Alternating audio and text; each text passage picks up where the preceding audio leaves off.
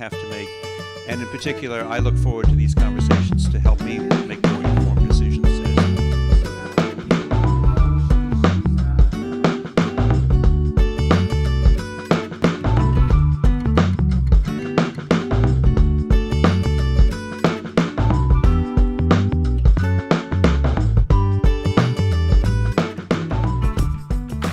So welcome to this month's open house.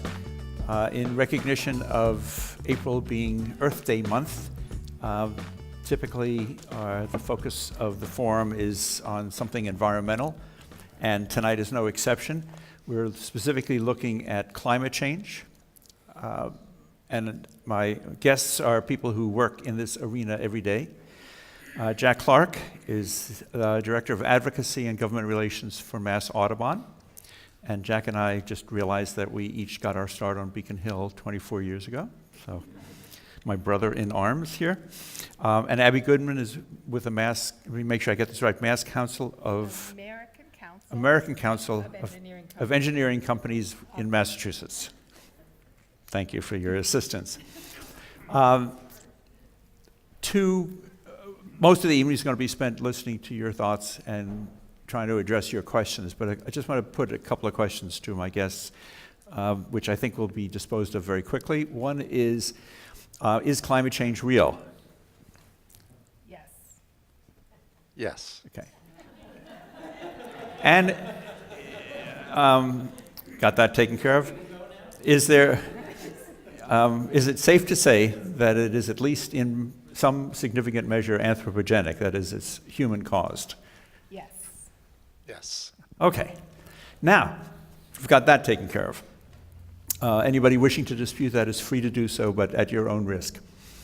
Jack, maybe talk to us a little bit about policy issues surrounding our concerns about climate change. And then, Abby, if you would tell us a little bit about some of what we can do, other than changing policy, that's going to help address or speak to our concerns about climate change. So, Jack, you want to start?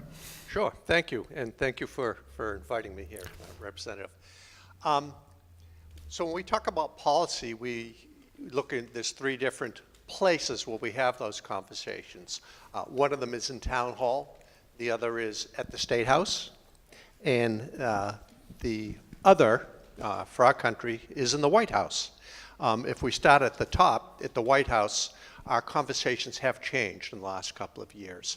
And we feel that due to the denial of climate change, in addition to its human influences on weather and that sort of thing, we tend now to rely more on the states and local governments to deal with climate change issues. So we're working in the Massachusetts State House with you and your colleagues in the House and Senate and with Governor Baker to advance climate change legislation. Especially with regard to resiliency, something that we haven't paid much attention to in the last couple of years because we're focused on reducing greenhouse gas emissions. And we're also working at the local level with promoting local vulnerability planning. So there's 74 communities now in Massachusetts out of 351 that are doing local climate change plans. Last Friday, the governor and members of the legislature announced the availability of 100 more grant opportunities for cities and towns. And so there's a lot happening on the local level and the state level. Do you want to get a little bit more specific about? Well, we'll come back. We'll come back to the bill on the governor that is about to be on the governor's desk. But Abby, you want to sort of set the stage for us? Sure. Here in Massachusetts, we've always been forward-thinking. I'm thinking where we're sitting tonight in Lexington. And that is also true when it comes to climate and looking at changes happening over time. I think that many of us recognized a number of years ago that there were already changes occurring with our coastline with storms, but they seem to have gotten exponentially worse in the past few years and challenging. And so Jack mentioned some of the steps that we're taking now legislatively, and we'll get into that in a little bit more detail. But there are also things that we need to look at in terms of the behavior that we're used to. We're very much a car-driven society. We're used to being very independent and driving everywhere. There's no question that kind of transportation has really had an impact on what we're doing to our planet. The way we do or do not recycle, and a host of other issues that we could get into are having that kind of impact and creating some storms like we've never seen before. So maybe one other thing to put on the table is, given that in Lexington we're probably not going to be drowned out by sea level rise, should we care anyway? Yes, absolutely should care. Another tough question, so Another tough question. say more about that.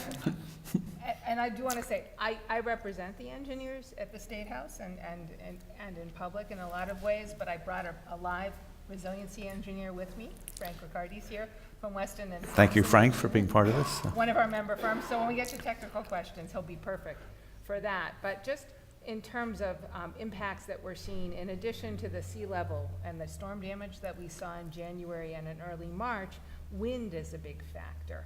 And I was asking Representative Kaufman to remind me of the biggest hospitals in this area. And Leahy and Emerson and Concord are all critical for the health and well-being of people who live in this area and people who come to visit from other parts of the world. Those hospitals have to operate 24/7.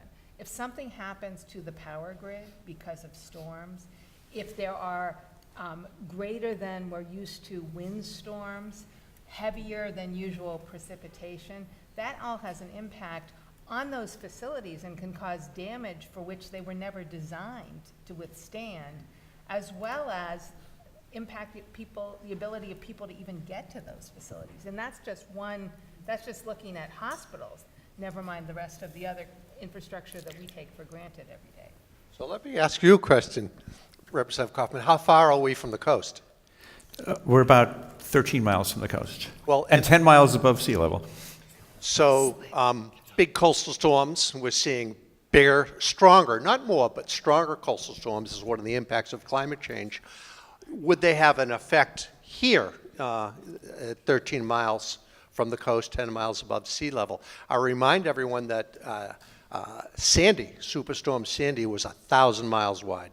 And right now, 85% of Massachusetts' 6.7 million people live within 50 miles of the coast. So not only in Lexington, but further to the west, the western suburbs, big storms will have an impact all across most of the Commonwealth.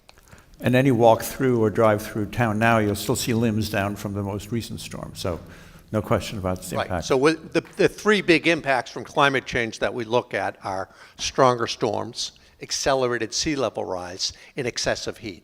And certainly with the wind, the big storms, excessive heat, that will have an impact beyond just the coast. Great.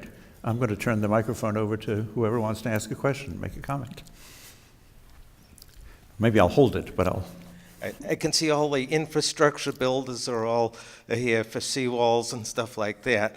Now, it seems as though the taxpayer gets stuck with the bill for building this stuff. Now, where are we on the carbon tax? Get the fossil fuel companies to pay for that. And are you taking any proactive position in pushing it through? So let's turn this into two questions. One is building seawalls, and the second is the carbon tax. Well, when it comes to building seawalls, I mean, Abby can take that one, but we're talking about, I think for the most part, either taking down seawalls where they're not appropriate and allowing a natural shoreline, provided we don't have, the city of Revere or Winthrop or downtown Boston behind it, but removing seawalls where we can, allowing natural shorelines to erode and accrete and provide a resilient buffer to storms. In some cases, we're talking about making them higher. I live in the city of Gloucester. We have a wonderful seawall around Stacy Boulevard. If we have a 7-foot rise in seas by the end of the century, that seawall that was rebuilt last year is going to have to be higher. And we're going to rely on engineers telling us how high should that be based on the sea level rise projections we get. We also use nature as an asset, as we like to say, where we can use beaches, banks, dunes, wetlands, watersheds, forests to absorb and help us adapt to climate change. That's equally as important as the built environment. Regarding our carbon tax, carbon fee legislation that's moving through the legislature, there is a bill that has been filed by Senator Mike Barrett that has been in the committee that he chairs. It's a joint House-Senate committee called Telecommunications, Utilities, and Energy. He chairs it, but his House co-chair, taking directions from the Speaker and also listening to the Governor, is not going to move any kind of tax forward, so it's stuck there.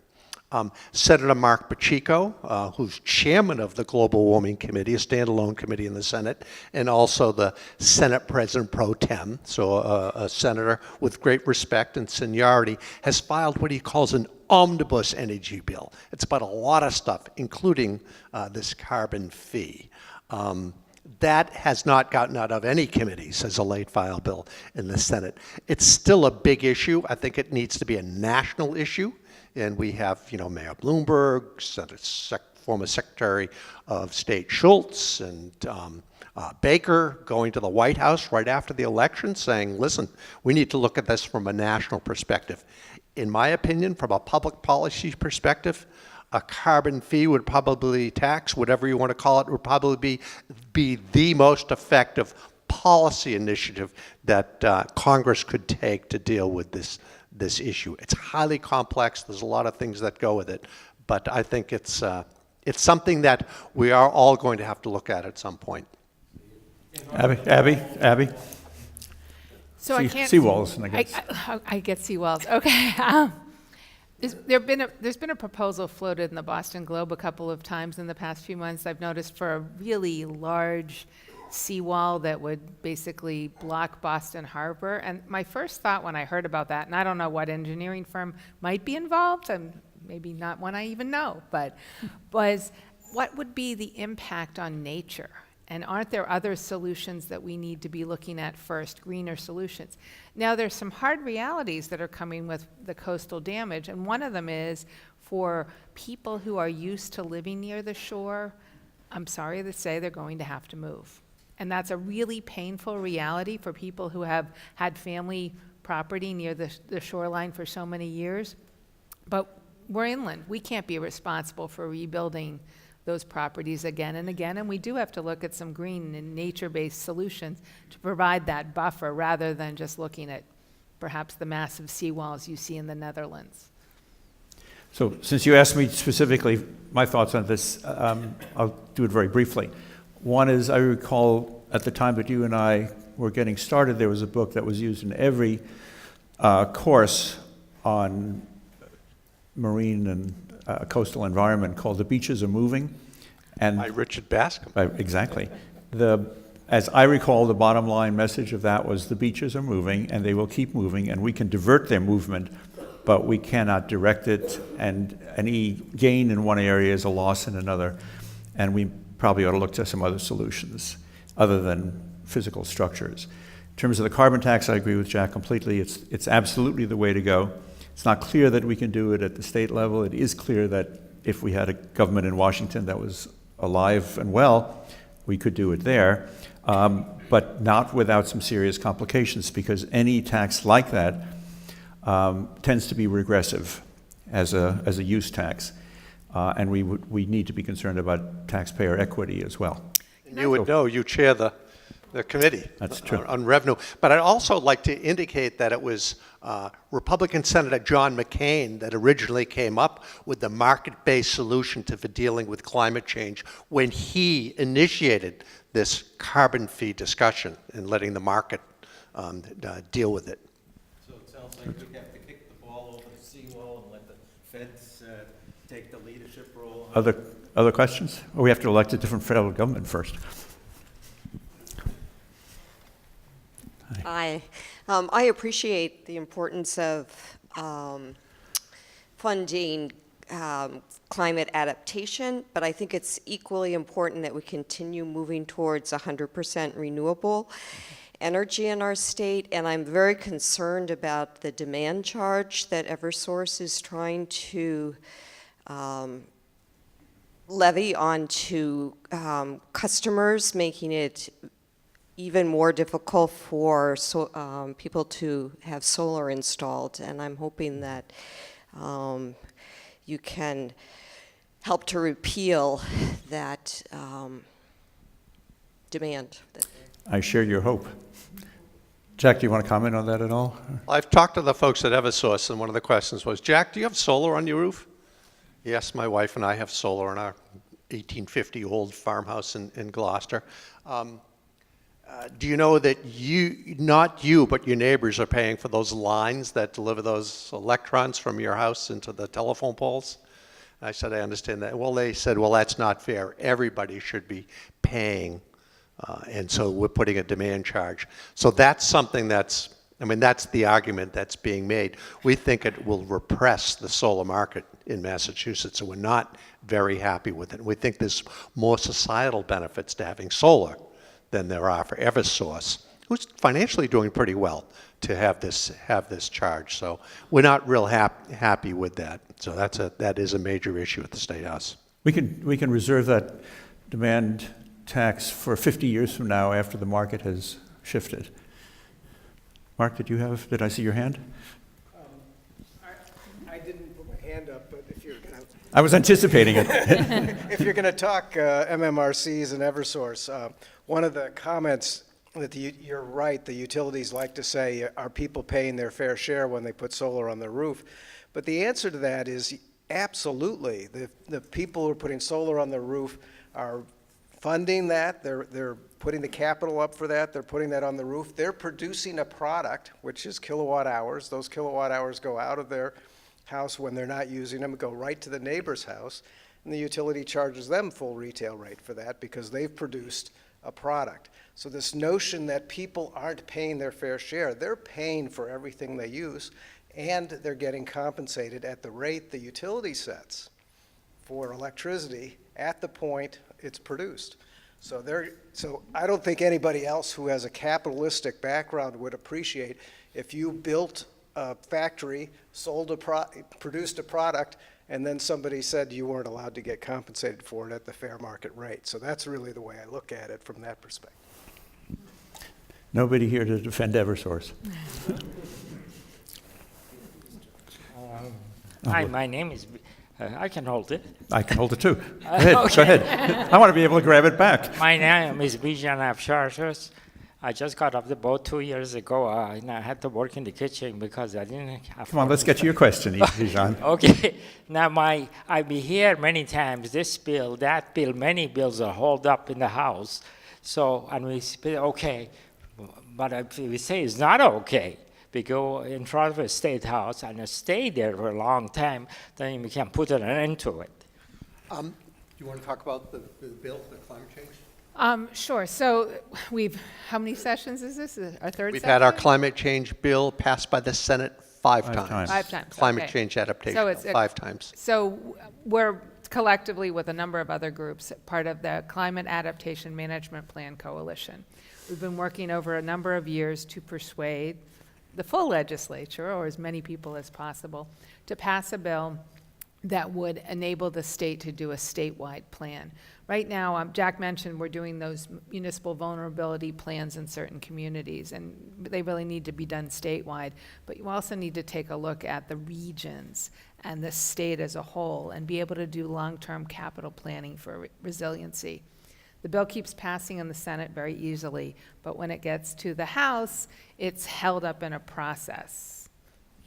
So let me just, I'm not here to defend Eversource Right. or the House. Right, no, I know. Make and that I'm very not clear. going to criticize you. I'm not criticizing you at all. Did you want to add something to that? Okay. Jack, anything you wanted to add? Yes. And so we have an alternative to getting our bill through, and that is Governor Baker recently filed a climate change bond that would provide money for seawalls and dams for both building, repairing, restoring, or removing, and also providing funds for municipal vulnerability planning. And so we've offered some, and he's also got a section of this climate change bill that provides for state planning. So we're offering some friendly amendments to make it a little stronger, to improve it. It's a good bill, but the legislature, I think, can improve on it. And so that bill will be reported out of a joint House-Senate Committee on the Environment tomorrow morning, and then move through the House and then move through the Senate. And the governor said on the radio this afternoon that he expects to see the climate change plan bill on his desk by the end of the session, which is by July 31st. So we're very confident that this bill we've been trying to get through will get through. And with the help of Jay and his colleagues, I think we're going to be very successful this year after 6 years of trying to get this legislation through. So I share that optimism and expectation, so, Can I respond? just Yeah. briefly, so. Okay, suppose what you want to do doesn't go. You should have a plan B. And plan B, when you're dealing with uncivilized people, you don't have to be through civilized manners. You have to begin, really, we have to rise up to the occasion. That's a good point. And Plan A was the bill that's been stuck. So what we're hoping to get now is Plan B. So we're pretty confident we're going to get Plan B. But we've had a call for civil disobedience, so we can keep that on the to-do list. Hi, I have a lower level question. Many towns have already implemented or are considering implementing bans on plastic bags in the name of being better for the environment, reducing greenhouse gases, et cetera. And I've read many conflicting studies that say no, plastic bags are worse than paper bags, and cotton reusable bags are even worse than that. So I just want to know, do you have any feelings on that? Do you know of any studies? Does that have any impact on the environment, et cetera? You want that one? Yeah, I have feelings, strong feelings. So Mass Audubon has worked successfully with 67 communities as of last week to ban plastic bags. The single-use plastic bags, including Lexington. We're hoping next week Cohasset will be the 68th community. We had Boston this year. You know, I worked up in the legislature to get a statewide plastic bag ban, and the Retailers Association fought it. John Hurst, our friend, the lobbyist for the Retailers Association, fought it. I said, John, we're going to have a statewide ban on plastic bags, or we're going to do it one town at a time, and we're going to get all 351. Right now we're at 67. We are going to get probably many more. And we do have studies that show the impact of plastic bags, not just as litter, but when I live in Gloucester, so in the marine environment, the plastic in the water, marine waters, is very, very dangerous. And it's dangerous nationally, if not internationally, regarding the amount of plastic that we see in the water. So we're encouraging people to just, use paper if you can, or recycle bags, cloth bags. I grew up, there were no plastic bags when we went to the market. We got boxes at the A&P, old boxes that they had, or we had the paper bags. And many people had reusable bags. I remember our neighbors all had reusable bags. So it's not a new concept to not have plastic so readily available, but it's a major issue for us, and we're promoting it statewide, town by town. Hi, I'm Bob Quall. You sounded quite pessimistic about the omnibus climate bill, but yet, as my understanding is, it's still very much alive. Could you give us any more commentary on the likelihood that that's going to get passed this year? We support Senator Pacheco's omnibus climate bill. It has a lot of good things in it that were left out by the legislature during the last session, including our resiliency planning. The carbon fee, requiring procurement by the utilities of more offshore wind energy, all good things. I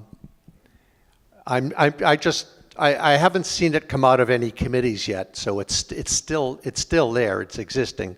There's a lot of support for it from the environmental community, but I haven't seen the impetus for it on the Senate side. Of course, the Senate's been distracted with some of their own issues in terms of leadership, battles going on constantly on who's going to run the Senate, who's going to run the various committees, Ways and Means committees. So, and their big issue coming up right now will be the budget. So the House representatives. I think you're debating the budget next week. Starting on Monday. Starting on Monday, you'll be debating the budget. We have a number of amendments for the budget. Then it will go over to the Senate.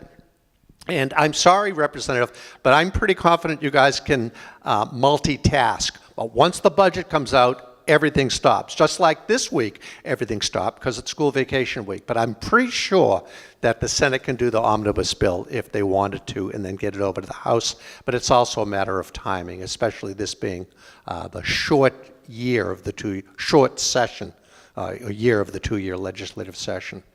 I appreciate your confidence in our ability to multitask. I'm not sure it's justified. I would only say this to you. And I'm not going to lie. Hi. So I think that one of the big roadblocks in the House is the speaker. And I'm You just think? so I'm just wondering, in trying to advocate for this omnibus bill, I mean, I'm sure he's not going to go for everything, but there are some bills that are part of it. So what arguments do you think would resonate with him? That we were able to push a little bit on the lid on solar a couple of years ago, because a lot of people shook the, timbers on that one. So any advice? Jack, you want to take that first? I'm not going to duck the question, but or either of you. Abby's a lobbyist on Beacon Hill. Right. So after the second storm this year that caused coastal damage, so that was an early March storm, I had an opportunity to talk with the speaker about what had happened, and I have a number of friends who live in Revere and Winthrop. I mean, his district is Winthrop. And I knew that there are only 2 ways to get in and out of Winthrop, and one of them was blocked during both of the storms. And so people really had to be very careful about how they were getting in and out of their community, and even once the storm went away. He's very aware of the issues, and he is concerned. I don't think he's a denier that anything is going on. I think he definitely sees it. But you're talking about a chamber of a lot of diverse opinions, and even though this is Massachusetts and everyone thinks everybody's unified, not everybody thinks the same, and everybody brings their own biases and backgrounds. And I think trying to come up with something that will work with enough votes to get through is his challenge. And so I think he's made some indications that he knows that we have to do something. And as Jack just mentioned a few minutes ago, the environmental bond bill, the outside section that is attached to the bond bill, and the work that will be done over the next couple of weeks, I think really do have his support for moving forward. That omnibus energy bill that Senator Pacheco filed a few months ago now, I think that may just be too much for them to take on at this point in a legislative session. It's often a matter of timing and getting the public more engaged and pushing as a whole. I do have to say, this is a big election year, statewide and nationally. The more we can do to get people talking about these issues in other parts of the state, I mean, Lexington, I think, is pretty well aware of these issues, but in other districts and in other parts of the state, the more that will help legislators make those tough decisions. I want to build on that, if I might. So the 2 folks that represent Lexington and Woburn are both not running for re-election. So there are candidates out there looking for your votes. Make sure that they've heard from you, and make your choices accordingly. Similarly, I think Bob DeLeo is not only the speaker, but he's also the representative of a community. He needs to hear from people in his community, the way Right. Abby was just suggesting. He also listens very carefully to the membership, which means that there are 160 members of the House and their counterparts, 40 members of the Senate, that can make a big difference on what the head of the chamber does. So every single seat is up for election this November. In many cases, there are no challengers. And in many cases, environmental issues haven't really been seriously raised. And more specifically, those who are not actively advocating for resiliency planning and for funding for environmental issues, they need to be challenged, quite frankly. This is a very political environment.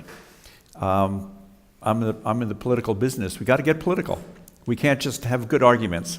We have to have good candidates who are going to beat some of the bad guys. My feeling about this issue, as it has been about just about every other controversial issue that I've confronted, is 3 bad guys getting defeated by good guys would send shockwaves through the building, absolute shockwaves. So if we can target some of the bad guys and get them beaten, the debate changes dramatically. So I think to Abby's point, the speaker listens to his members aren't saying the right thing, change the members.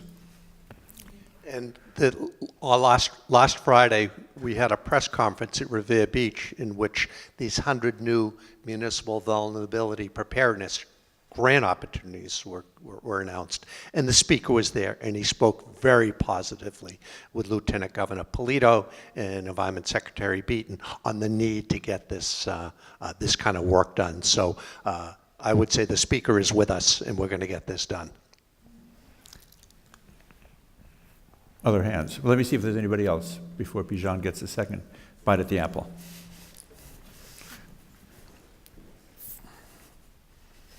There you go.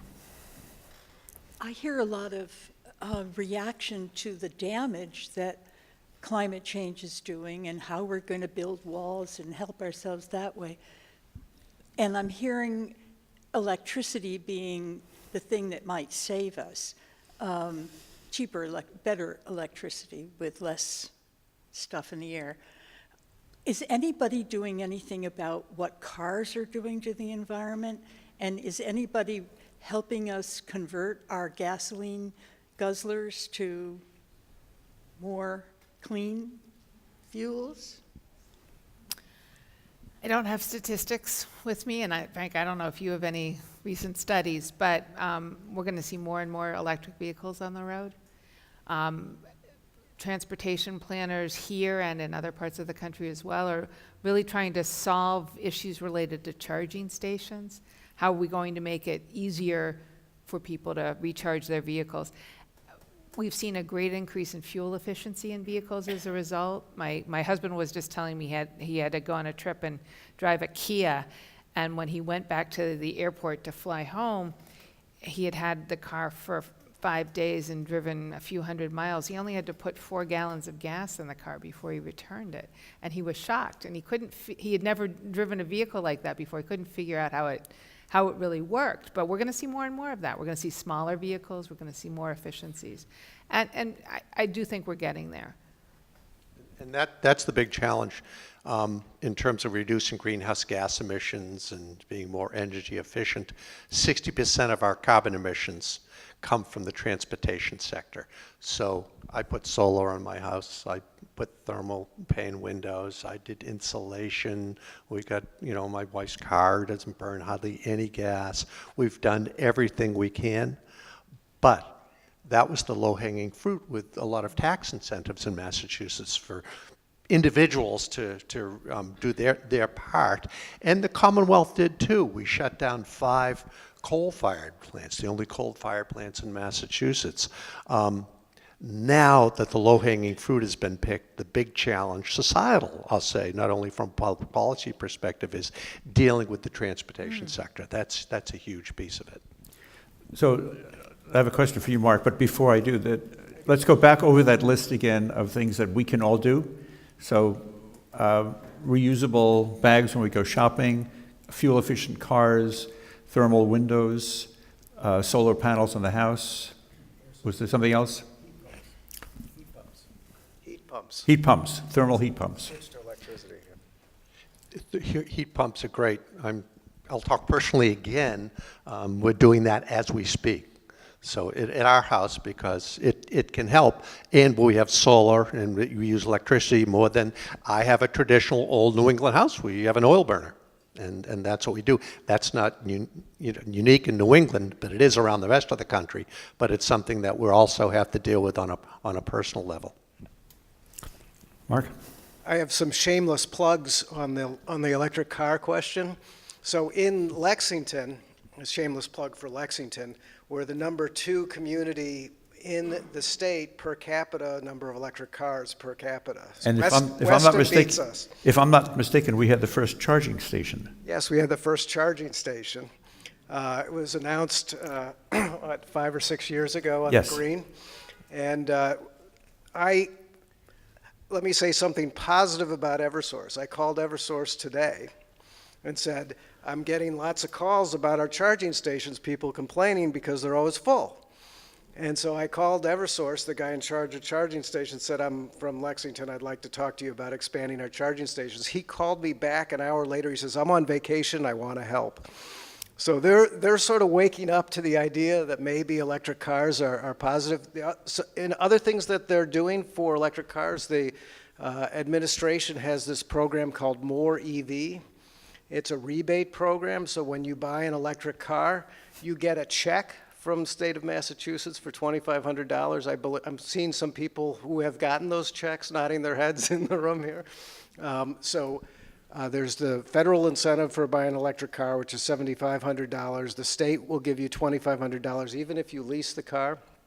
So that's $10,000. And we have a program, here's the shameless plug I'm building up to. Lexington has a Lex Drive Electric program that's going on right now. And it's a buying program. We wanted to have our cars in the Patriots Day parade, but it got rained out. We are getting, on average, about $6,000 or $7,000 savings by a group buying program for electric cars. And you can buy any electric car you want on this program other than Tesla. Tesla's not in, everybody else is in. And so you can save a lot of money. Not only the incentives, and our goal is to double the amount of electric cars in Lexington this year.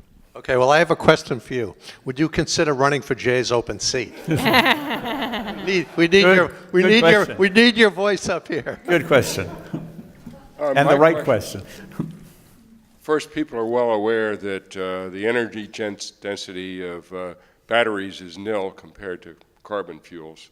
It's almost 100 times less. And lithium-ion batteries are both expensive and dangerous, but that's another story. I've not heard public transportation mentioned, and that goes to both the environment and the high growth of urban areas. And I wondered what is being done on public transportation and the whole public transportation network in regard both to the environment and also to traffic congestion, and it affects all of these things.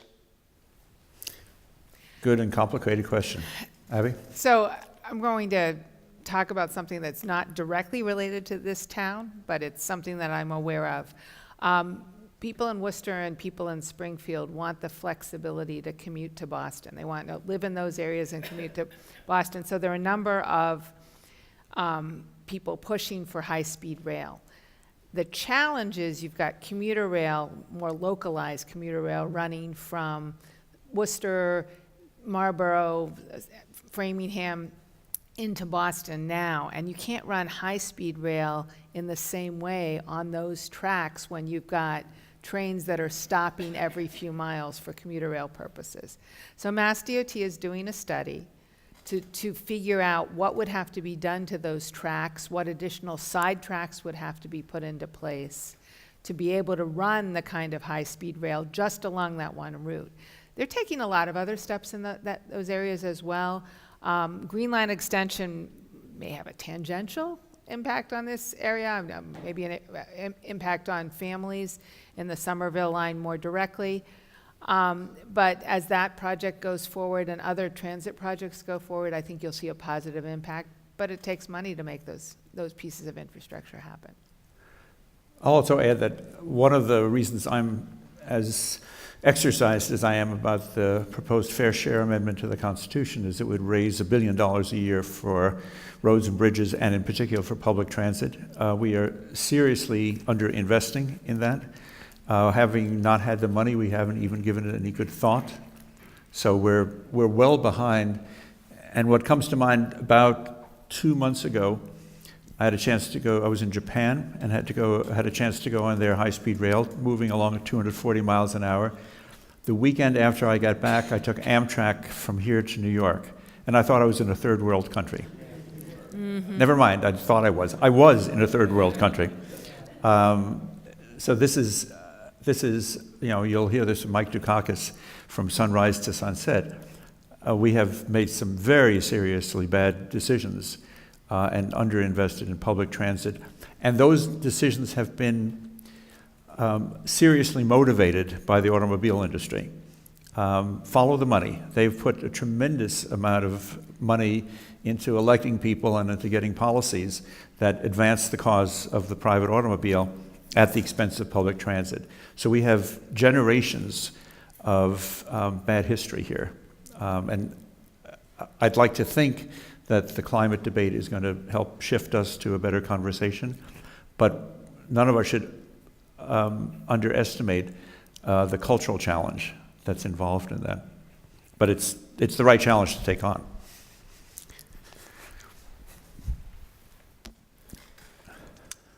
I'm a little torn because I'm giving a positive statement about Volkswagen.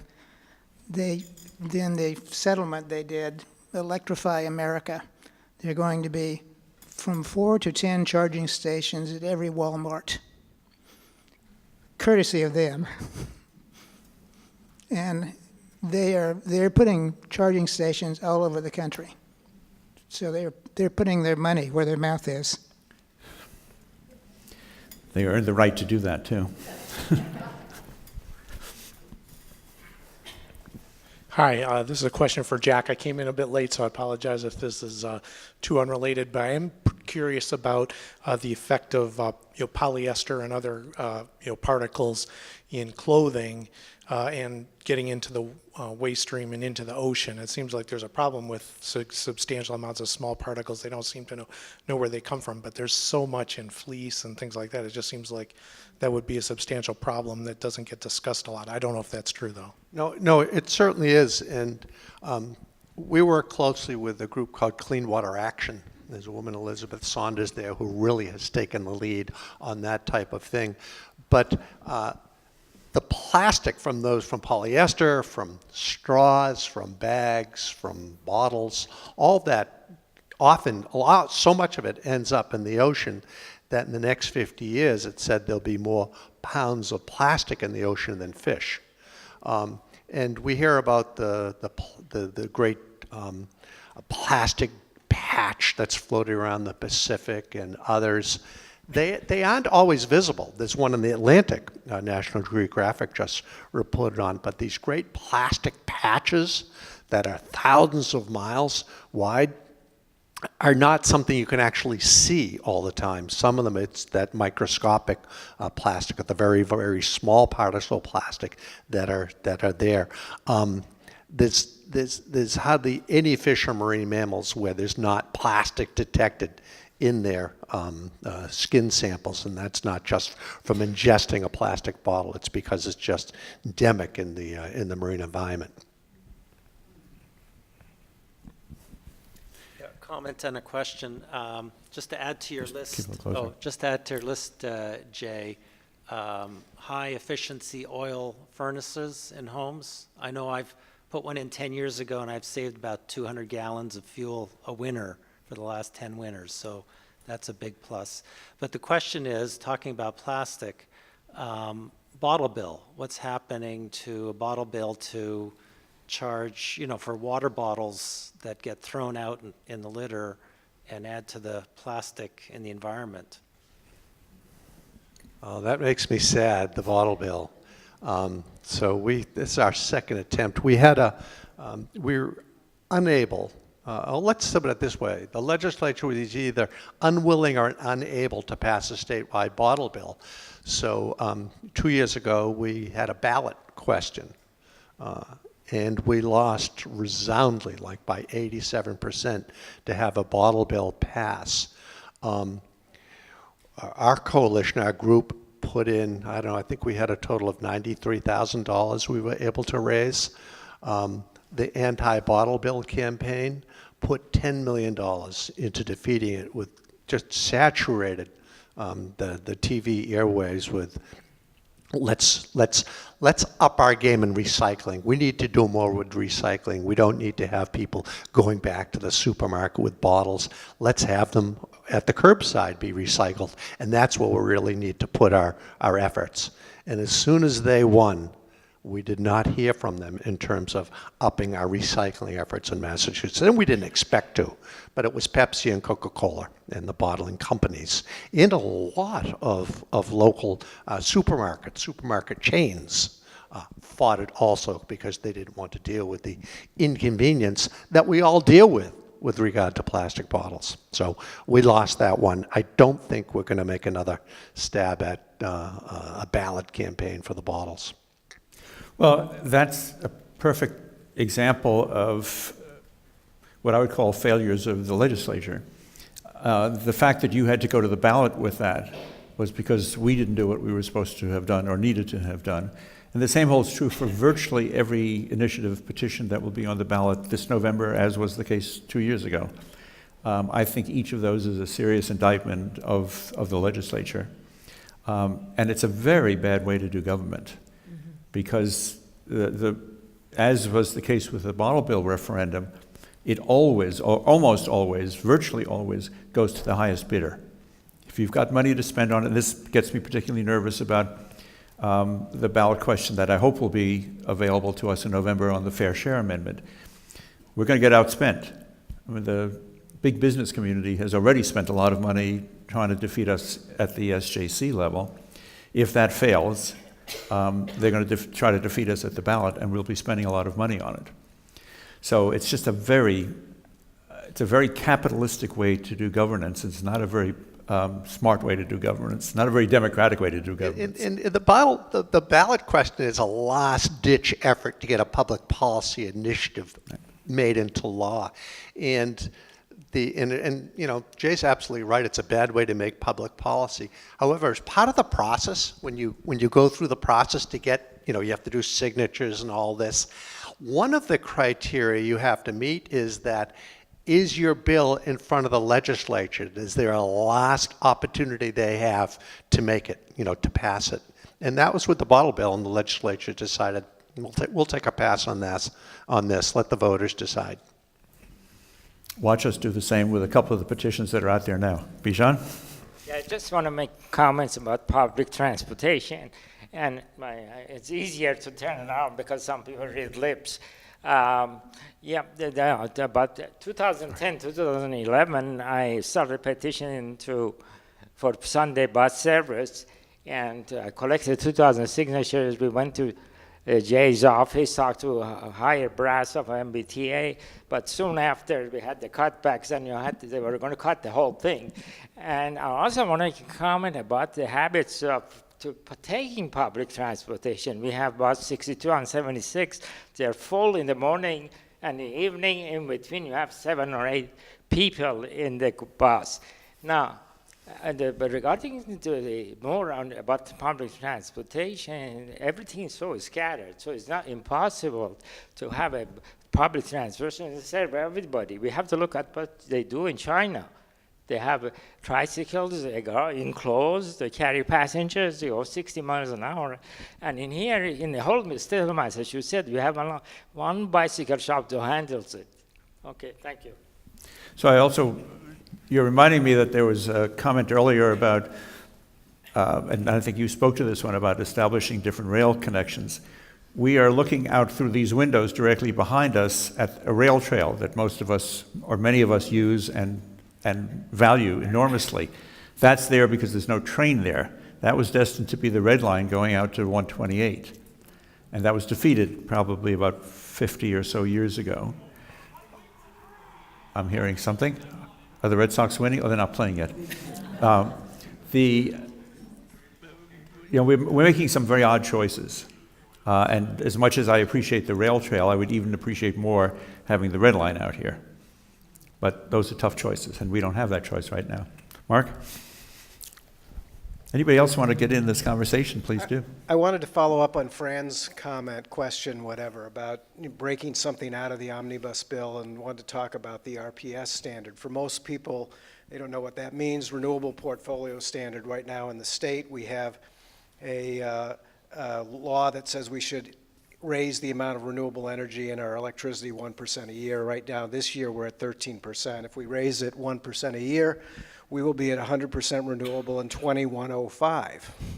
So that's probably not where we want to be. My question is what can we do to get the RPS standard increased to, say, 3% a year?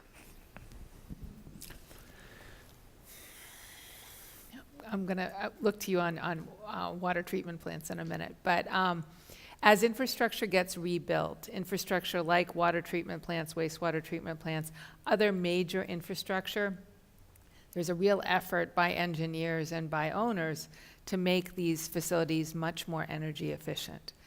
Now, yeah, absolutely, absolutely. Can we get him a mic? I'll give you a microphone. Okay. Thank you. So National Grid and Eversource have energy efficiency programs. Engineering companies like ours go out to these massive energy users and audit these facilities to lower their energy usage. At the same time, we try to have conversations about renewable energy. But just VFDs, variable frequency drives for their pumps and better motors, we can cut their energy usage by sometimes 40, 50%. So on the big water treatment, pump stations, wastewater treatment, those are huge energy hogs that we try to reduce that down. On the renewable side, it's a pay-in tariff this year. They used to have renewable energy credits that were traded amongst each other. And I don't know yet what the effect of the tariff system is going to be on renewable energy for this year, but there is a ton of development. We're working with probably 10 different solar developers on greenscape solar farms, on green fields, brown fields, buildings. The state is doing a lot in their different agencies as well. So it really comes down to the utility companies and supporting the energy coming back and the tap into the grid. So, But Mark, to your question, I would also think that the fact that this may be going on voluntarily or because of the profit motive on the part of the utilities is fine. I've no argument with that. But we should be able to do something collectively to provide some incentive and encouragement, if not threat. And certainly raising tariffs is one way to do that. And setting the goals a little higher. 3% would get us to 100% renewable by 2050. And I would say that the renewable portfolio standard that passed as part of in 2008 as part of the Green Communities Act, that says that the utilities have to produce a certain amount of electricity from green sources like wind and solar. It started out as 1. Right now we're at about between 13 and 16, somewhere around there. How much electricity is coming from green sources. The only reason the utilities are doing this is because the legislature told them to. Not out of the goodness of their heart. Would be burning coal and oil. It's available. Natural gas, fracked from Marcellus shales in Pennsylvania. That's what would be doing. It's because it's public policy that requires that greenhouse gas emissions be reduced up to 80% reduction by 2050 based on 1990 standards, and that we have a renewable portfolio standard. We think it should be at least doubled. You're talking about 3%. We're saying at least it should be 2% every year, and that's in this omnibus bill with all this stuff. And we're hoping pieces of it will be picked out by the legislature. However, what we hear from the legislature is, not from Jay, but we hear renewable portfolio standard, greenhouse gas emissions. We already did that. What's next? Are we going to talk about education, transportation? We already did the climate change stuff. Right. Other questions? Okay, so I'm going to go back to something Jay said earlier. My name's Ed Doobie, by the way. I teach over at Diamond. Vote the right people in. Okay, in my mind, and I don't mean to offend anybody, but I find Charlie Baker to be part of the problem. I don't think his mindset is in the right, for me, everything I've read, everything I've seen, he doesn't seem to be in the right place as far as moving forward with renewables and things along those lines. So, am I wrong? Let me try that. I'm allowed to answer a political question, right? Yeah, I'm getting. Nicole's trying to shut me up. She's telling me we only have 5 minutes left. No, you're not wrong. And there are many things I could say about Charlie Baker that are really quite complimentary. But in terms of the metrics that we're talking about here tonight, I think any of the 3 Democratic challengers are light years beyond where Charlie Baker is, or where Charlie Baker lives. I mean, his constituency is not the same as that of Bob Massey, Jay Gonzalez, or who am I missing? Teddy Warren. I think what you would probably hear from, I don't want to put words in Abby's mouth or in Jack's mouth, but even in my mouth, we want to be a little bit careful to get whatever we can out of this governor, because there's at least a decent chance that he's going to get reelected. So my advice to the people running for the 15th Middlesex seat that I now occupy is be a little judicious in how you talk about these issues, because, and this holds true both for the speaker and the governor, if you're lucky enough to get elected, you're going to have to work with them. So that is a little bit out of both sides of my mouth. I think the bottom line answer to your question is we could do better. That's my answer. Do either of you want to touch that? If we get our climate change bill through the legislature this session, we want the governor to sign it. That is a very political answer. So we are just about out of time. Abby, did you want to say something? I was going to give a somewhat different political answer. Okay. I just got back from a national conference of engineering companies from around the country in Washington, D.C. We are so much much further ahead than most of the rest of this country, and I think people forget that. I visited with colleagues from states where their governors don't even talk about climate resiliency, and our governor has actually put in a plan in place in supporting an environmental bond bill that would do even more. We are light years ahead of so much of the rest of this country. Thank you for helping us end on a upbeat. So let me thank the two of you for not only being here tonight, but for the work that you're doing every day on our behalf. And go forth and multiply. Let me also just invite all of you to the last two forums that are scheduled for this year are one in May, looking at electoral reform. What is wrong with our election system that gives us the results that we now have, and what can we do to fix it? And there are many big picture answers, none of them easy to put in place, but all of them worth discussing, and that's what we're going to do here in May. And in June, I have the honor of hosting a debate for the, as of now, 5 candidates who are running for the 15th Middlesex seat. So come and listen and learn and vote and encourage your prospective state representative to do well and to do better than I've been able to do. With that, thank you for being here tonight, and thank you for your engagement.